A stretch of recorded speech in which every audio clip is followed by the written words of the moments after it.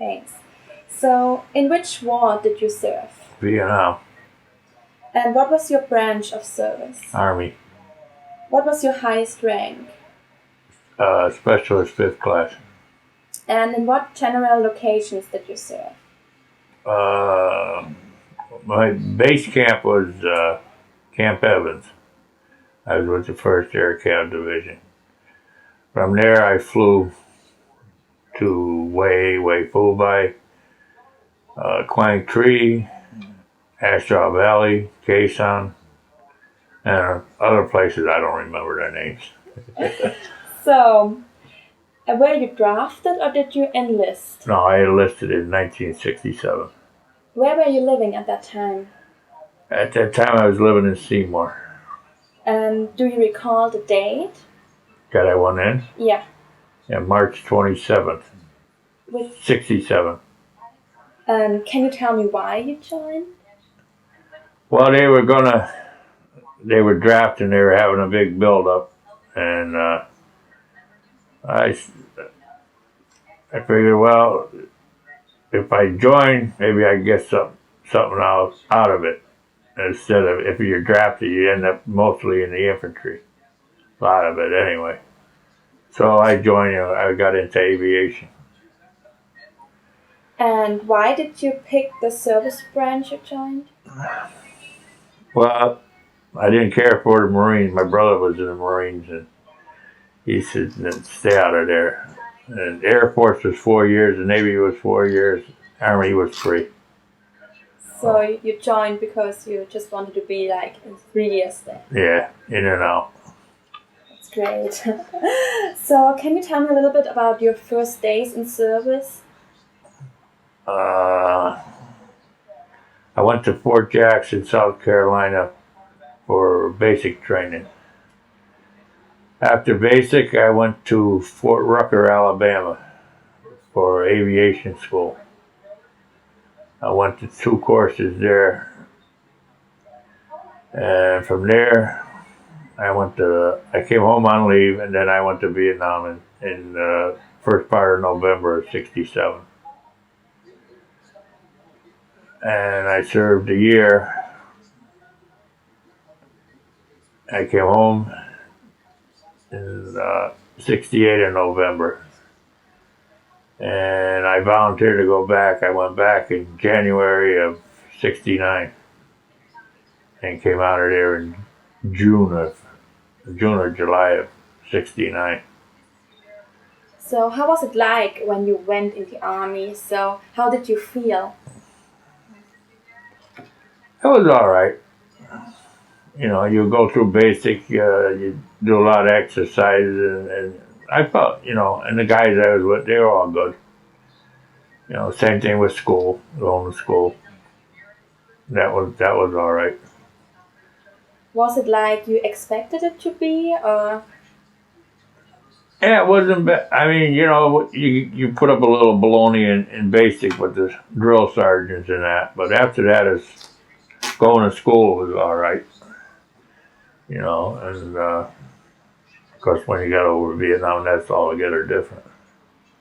So can you tell me a little bit about your boot camp and training experiences? Boot camp was exercises, and then they taught you how to shoot, and we had night training where you had to crawl on your stomach underneath barbed wire and all that. And, then basically that's all that was. So did you like it? I didn't mind it too much. Okay. Do you remember your instructors?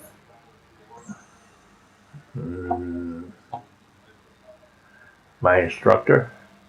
Oh, he was a clown. He was a drill sergeant. I mean, he was like a ventriloquist there. He'd be talking to you and he's not moving his lips. And he's fooling around like that. So I mean, he kind of made it good. So. Yeah. So how did you get through it? Well, I did what I had to do and I got through it. I done the exercises and the shooting and all that stuff. The only problem I had was marching. I had 2 left feet. Was it hard? Hard? No, it wasn't that hard. No. So after boot camp, where did you go? Fort Rucker, Alabama. And what did you do there? I went to aviation school. First school was 67 and 20 or 820, I don't know. But the first school I went to was it was with helicopters and fixed wing, the mechanical part of it. So what were your first impressions when you got there? To Alabama, I didn't like Alabama. Why? It was hot out there, and I don't know, different. How did you feel? Oh, I felt all right because again, you you meet guys and you get friends with them, and when we first got there, we had to wait.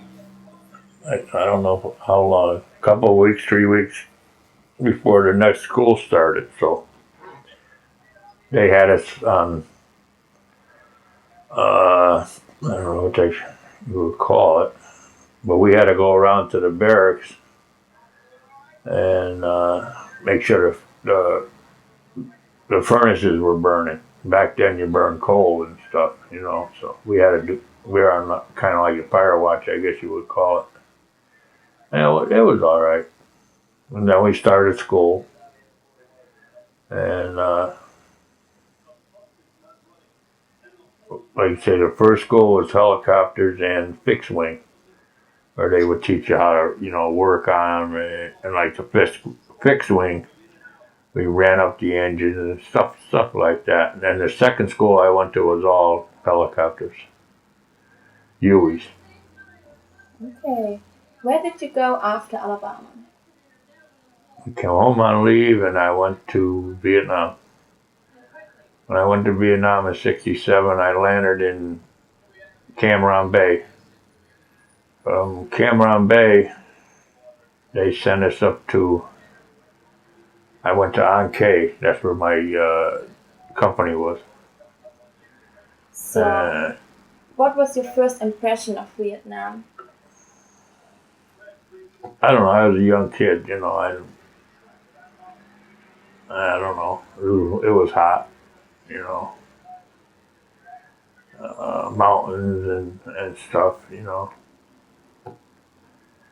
So once I got into An Khê, I got in my company and I worked maintenance for a while, and then I got on the chopper. I started flying after that. We had a base camp further from there. I don't remember the name of it. And I was there for from November to January. And in January of '68, we moved up north to Camp Evans. And from Camp Evans, like I said, I flew all different areas up there. I flew 7 days a week. I was a crew member. So wherever the first cab was at, we flew out to the areas, whether out in the boondocks or wherever they were. We were out there. Could you describe a typical day in service for me? In Vietnam? Yeah. The typical day was getting up about 6, 7 o'clock, having breakfast, going down on the chopper, checking it, and make sure everything's all set. And then we would, depending on who I was flying with. I mean, some days I flew with combat engineers, some just regular bringing supplies up. Then I got on the chopper with a brigadier general of the first cab, and I flew with him for quite a while. But even flying with him, we went out to wherever. That star on his shoulder didn't mean nothing. He was, just like whatever we had to do, we did. You know, I mean, we medevaced and everything else. Okay. Um, can you tell me a little bit more about how it was to fly over there? I mean, I can imagine that, so because I think Uh, it's really dangerous. well, it's like anything else, I guess. I mean, yeah, it was. There was times where I said to myself, "What am I doing up here? I'd rather be walking." You know, when you see red dots going by you. Yeah. But other days it was like jumping in your car going to the beach. You know, I mean, there was nothing. You know. So were you scared? Yeah, if I didn't say I wasn't, I'd be lying. Yeah, you don't know. I mean, we landed when we first got up north. We went to Tainan, and they always told us don't sit in high grass or you know. Of course, I did anyway, and I was having a cigarette, so we were ready to leave, and well, we were up in the air, and the helicopter I was on, we had a backpack, and it was on mounts. So anyway, we picked up this lieutenant. He looked like he didn't look too, you know, he looked like a little nutty, you know. So anyway, he says, "There's a snake." I said, "This guy's crazy." And sure the heck, there was a snake, only about that big, about this, maybe a little bit, maybe the size of my thumb. I don't know. But he come crawling out, and he went up to the pilot's feet, and then he went down in chin bubble. And 3 days he was in that chopper. I took off. There was a panel underneath. I took a panel off about that big, and then finally, I said, I took the CO2 and I sprayed it in there. I don't know if I froze them or what happened, but after 3 days he was gone. So and it's other things too, you know. You like I say, we went to when we went to Quezon. That was a hellhole. It was just a plateau and mountains all around it, and they were getting every day they get hit up there. And we were there for just a little bit. And when we left, we were up in the air maybe 2 minutes or so. I don't know. And they were shooting us with flak. I don't know if you know what that is. It's like have you seen World War II pictures where you see the planes getting the black smoke? Well, that's what it is. But it goes up so far and it explodes, and it just all scrap metal. Fortunately, we didn't get hit. And we landed back at our base, and we were there about 10 minutes or so. I said, I'm going to have a can of fruit. And we always carry sea rations with us, so. And that's what I used to take the peaches or the fruit cocktail out of. Anyway, I had that. And I said, well, I'm not going to put the can back on a chopper because where we were landed, the ground was loose. So I said, I'll bury it, you know, squeeze it and bury it. So instead of using my knife or something, I took my hand to move the clump of dirt, and I felt a little prick on my finger, and I said, what the hell? So a couple of minutes after, I took my knife, and there was a scorpion about that big, and he hit me. So the pilot took me down to the med station there, and the major there, he says, well, if you didn't die in the first 5 minutes, you'll be okay. There's two different kind of scorpions. And the one I got stung with was a good one. Well, not, you know, but he gave me medicine to take, and my finger and my arm started numbing up, but it was all right after a while. Okay, so did you see combat? I not on the ground, you know. I mean, I was shot at in that, but I never faced an enemy, no, because I was flying all the time. So. So, was this a good thing? Or? That I was flying all the time? Yeah. No. Didn't see. Why not? because like I said, there's sometimes when you say, well, okay, it's fine, but other days when they're shooting at you and you're up there, you can't do nothing. And then also we were going into the Ashaw Valley. I don't know if you ever heard of it, but it was a stronghold for the Vietnamese. They used to come down from Cambodia. That was their supply route. And we were going in there when our division first went in there. They found that they were knocking our choppers down because they had radar picking them up.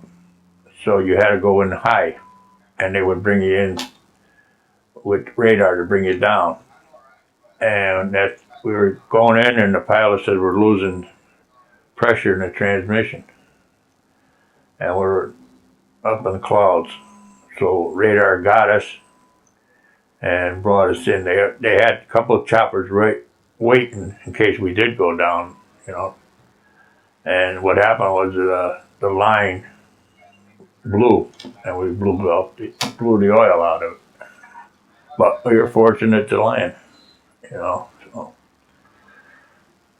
and we repaired it because there was another chopper in the valley that got shot up, and they were waiting to sling it out of there. So we took the oil line off of their chopper and put it on ours to get out. So, like I say, a lot of times you say, I wish I was walking. But then you say, well, it's nice flying too.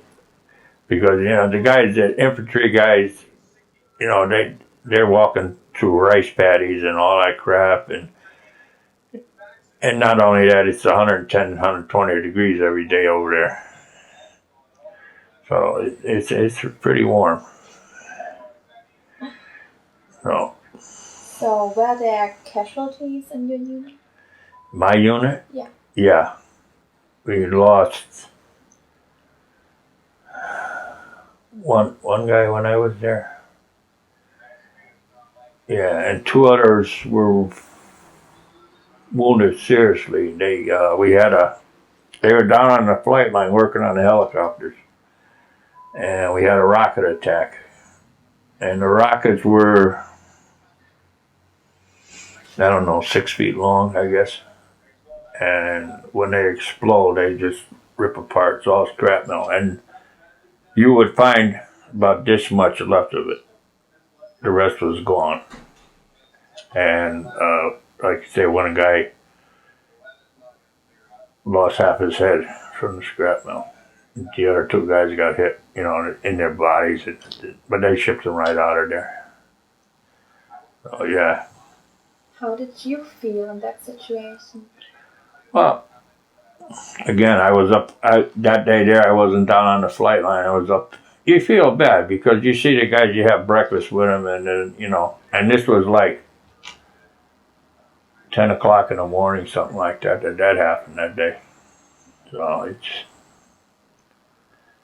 you feel bad for him. I mean, and we lost a pilot that he was in our company, and he went to another company because he was a warrant officer and he wanted to try to get regular bars, like lieutenant bars and stuff. And matter of fact, his wife was pregnant when he first went over there. And I went on leave to Taipei, and he asked me to get a jacket. So I had a jacket made up. And he never did see his son. He was killed over there. So, and then when I got out of Nam and that, I was back in Fort Stewart, Georgia, and a couple of guys that were in my company, they were down at, I was at Stewart, they were at another base down there in Georgia. Anyway, they told me one of our choppers was shot down and the whole crew was gone. And the chopper that was shot down was, we call them Snoopy birds. They would get way up. They had big antenna off the front of it, and that antenna would pick up any kind of movement on the ground, even though they're up 1,800 feet, 2,000 feet, whatever they flew at. So, but they got hit, and the whole crew went. So, but I was back in the States then when that happened. Okay. Were you awarded any medals or citations? Yeah, I could, air medal with V device for valor, and 33 Oakley clusters for, and that's the hours you fly. Good conduct medal with Oakley cluster, and then your regular combat medals that you get from over there. So how did you get them? Was there a special event or was it just? Good conduct medal you get after so many, I don't know, so many months or whatever it is. But, you know, air medals you get for so many hours you fly. The V device I got for Valor was for there was shooting going on, and I just helped out what I could do, and the pilot put me in for that. So. So how did it feel when you get those medals? Well, you feel proud, and the air medal with the V device, I got that when I was back in the States, even though it was put in when I was in Vietnam, but it caught up to me when I was in the States. So I got it then. Okay. You told me about your injury on your finger. Did you get any other injuries? Fortunately, no. That's a good thing. Yeah. So, how did you stay in touch with your family when you went over there? You write letters, you know. It's not like today where you can call up. The guys today got all the, they can call, they can do this. Well, we didn't have no telephones. So how long? So you're right. How long did it take for you to receive a letter back? I'm guessing maybe a week. I don't remember, So what was the food like over there?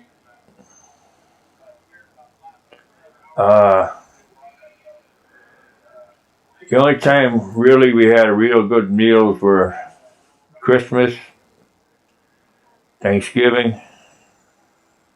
On New Year's the pilots cooked for us, but the rest of the time was just the regular Wool Army chow. Powdered milk, powdered potatoes. They had roast beef, and you got roast beef 3 times a week, different ways done. I don't eat beef no more. You get tired of it, And, Yeah. Oh. Bad. But the holidays we got fresh milk and stuff like that. But other than the holidays, everything was powdered. Wow. Did you have enough supplies? Yeah, where I was, yeah.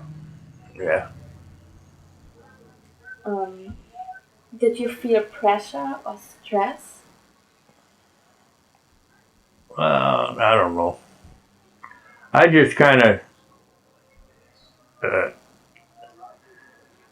relaxed every night when I came in. I have a few beers, and once in a while I have a smoke. I mean, funny cigarettes.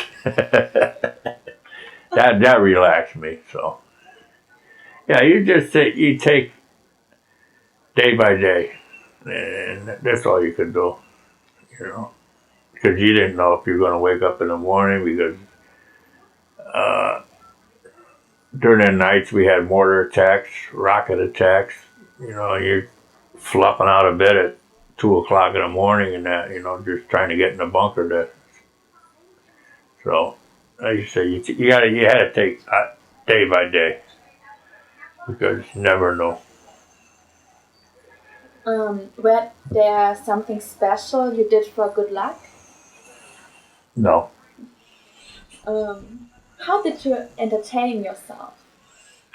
We would, when I was at Camp Evans, we would just sit around and drink and, play the radio and just like that. And when I moved down south, there was combat trackers in the back of there. We called them hooches. They made a little bar, and I would go down there and have a couple of beers every day, just to relax. Check out the helicopter, then sit there and listen to their stories. As those guys went, they had dogs, and they would go out where a base was hit or something, and they would go out and try to find the enemy and that. So you just try to do things just to make the day go by. That's why I drank. So did you have good times down there? Oh yeah, like I say, you do. You meet good guys and you laugh and joke. And a couple of guys we call each other now and then. From two guys from Michigan and that. So you keep in touch with some of them. That's nice. Do you talk about war? When we talk on the phone, Yeah. no, we talk about like I have a old car, so we talk about that. One of the guys, he has one too, so and different things. Like he was the one guy I was talking with. He was in the BA for a checkup or whatever, and another guy was in there. Anyway, they start talking, and the guy mentioned my name, and he knew me. The other guy knew me too, so he called me up, and so then we start talking with each other. We went through school together, and when I went with the first cab, he went with Air America, I think it was. And then after he got out from Nam, I was already in Fort Stewart, and he got stationed there. So we finished the rest of our Army time out together. So it was good. So would you say it is easy to make friends in the army? I never had no problem. You know, and like say you sit around and talk, joke, laugh, whatever. Um, did you see any United Service Organization shows? I could have gone 67 67, I think it was. Bob Hope was over there, but I didn't go. I figured there's gonna be so many people there, and so I said I could have went, but I didn't go. But he was there when I was there. Did you go on leave? Yeah, So where did you go and what did you do? I went to Taiwan, and meet women over there, and they take you out to eat and stuff, but. Could you go on leave often or was it just like a few times? I think it was. I don't remember. But they let you go. No, I only went once. The first tour, and second tour I went once too. Both times I went to Taiwan. Do you recall any particularly very humorous or unusual events from your time there? In Taiwan? No, just in general. No, I don't remember any. Do you have a favorite memory? No. Were there some pranks you or others would pull? Do what? Pranks. Like, did you um, joke with them? Oh, friends, yeah. Oh, yeah. Yeah. I, one of my friends was in Turkey. So when I would write him, I would draw pictures of turkeys on the envelope. And he wrote back, he says, "What the hell did you do that for?" I said, "I want to make sure it gets to the right country." You know, we fool around like that. What did you think of the officers and your fellow servicemen? Stateside or Yeah. stateside, they're different. The officers, you had to go. Uh, Vietnam is altogether different. There's stripes, I mean, bars on their shoulders and that. We had a lieutenant come in our company and I said, "Oh, new guy, I better salute him." So I salute him. I can't say how he said it, but he told me, you know, in a blunt way, knock it off. You know, I mean, they were just like us. I mean, even the brigadier general, even though he was a general, he was a straight person. That star on his shoulder, he was nutty. I mean, he didn't like the Vietnamese. We would leave, and one morning we were leaving, and right outside our base, there was an old guy working in the rice paddy. He was taking a chopper and diving at him. And I can't say what he was saying, but yeah, so. Did you like that it was different over there, or did it help you? Did it help me? Yeah. I don't think it helped me. Make you a little nuttier, but I mean, I was half nuts anyway, so maybe me end up uh, nervous. I'm still jumpy. You know, if like I'm sitting here and there's a bang, I automatically jump. You know, so it's different things that don't never go away. Did you keep a journal? Pardon? Did you keep a journal? Like, Oh no, why? Was it a special reason or just? I never bother with that stuff. Like I said, I got up in the morning, had breakfast, flew, come back, had supper, and went down to the club. You know, have a couple of beers, and like I say, sometimes I would. One of the guys had uh, marijuana. I have a little bit of that, and you know,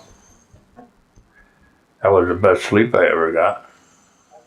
I'd have a six pack of that, a six pack of beer, and smoke a joint, and fortunately, we never got hit because I would never hurt it. You know. Well, you do that. I mean, I didn't do it when I came home, but I did it over there. Did you miss home?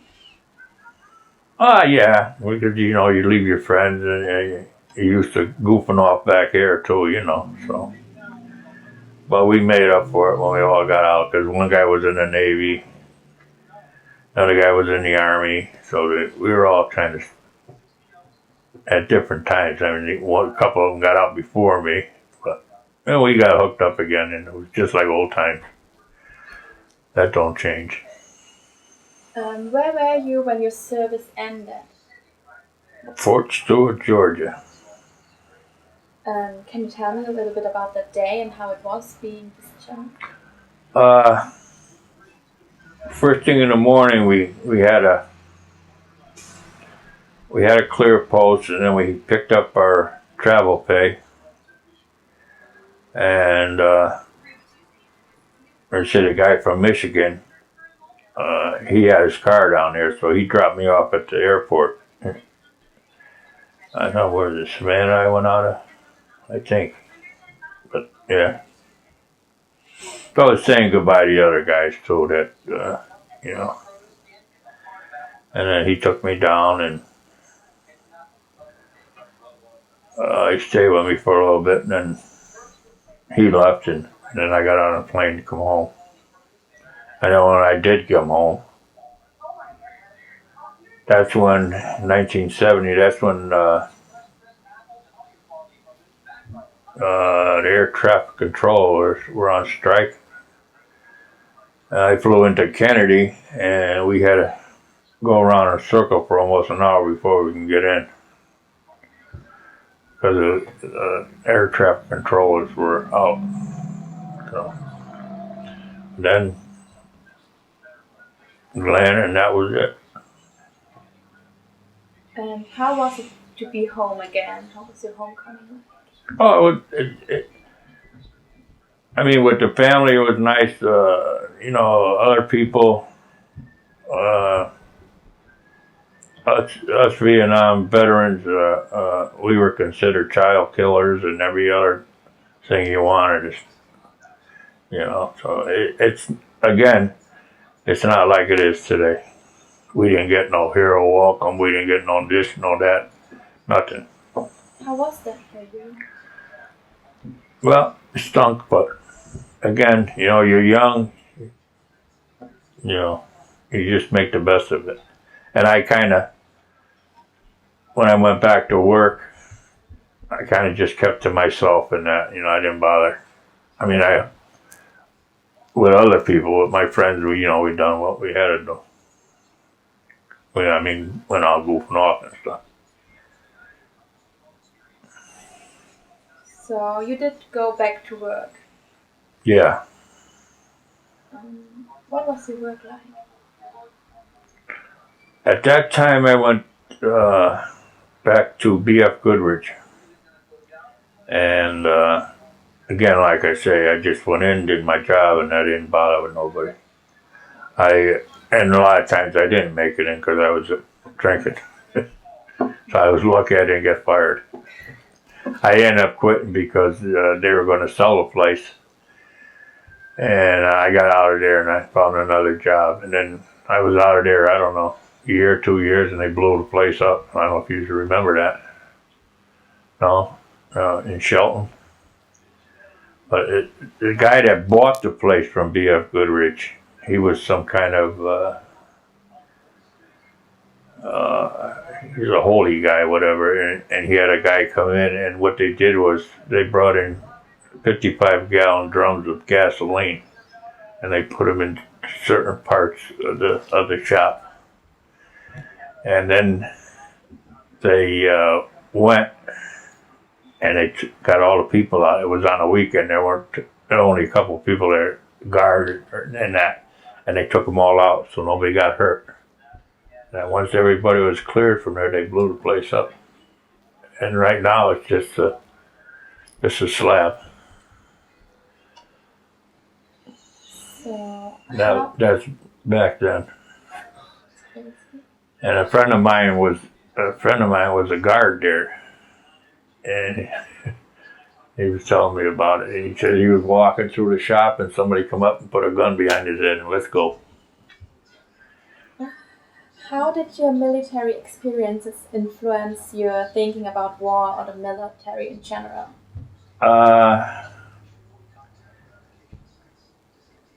After you get out and over the years you learn that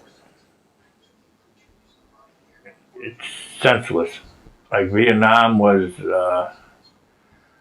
a political war where people made a lot of money on dead bodies. And right now, we don't belong over there. We don't belong in Afghanistan or Iraq and none of them countries. And that was all caused by George W. Bush. Because Hussein kicked his daddy's butt, so he lied to American people and got the kids over there now. And it's just too late, they can't get them out. But do you regret that you went over there? To Vietnam? Yeah. No, because I felt that a lot of other people went before me, whether it was Vietnam, World War I, Korea, whatever. So I live in this country and I served. You know, if I didn't make it, I didn't make it. You know, it doesn't matter where you are. If you're in the service or walking down the street, you never know when something's going to happen. So Did you join any veteran organizations? I did when I first got out. I joined the American Legion, and it was all right. But I don't know, being young, being nervous, and everything else, you know, when someone died in the club, you know, they expect you to go to the wake and that. Well, I didn't do it, and so when they would come back, they look at you like you're a piece of garbage. So after a while, I just stopped going. I don't go no more. So, do you attend any reunions? No, no. I get a thing every year for because I belong to First Cav and I belong to Vietnam Helicopter Crewmen Association, but they have them, but I haven't gone to them. Why? Uh, I don't know. Oh, my wife is working, so that's one reason. And I don't know. How did your service and experiences in war affect your life? Well, well, like again, when I first got out, I was very jumpy and stuff like that. And for years, I would, I don't know, I'd fly off the handle and stuff. And I was going to the VA up in Newington, and the doctor I was seeing up there, she asked me, she says, do you remember anything? Or I said, yeah. I said, I can tell you everything, you know. So she had me set up for a test, and I got PTSD. So I'm on medication for that, and with the medication, I'm a lot better than I was because I used to fly off the handle like, and I wouldn't talk to nobody for a week, 2 weeks, you know. And it was all nerves and depression and everything else. But now that, like I say, I'm on medicine, I'm more relaxed.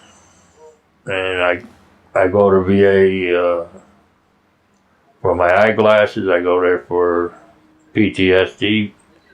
I have my regular doctor there. I go there every 6 months, blood work and all that stuff. So, is there anything you would like to add that has not been covered in the interview about your military time? Well, one thing it just happened. A senator, Michael McLeish, I believe his last name is.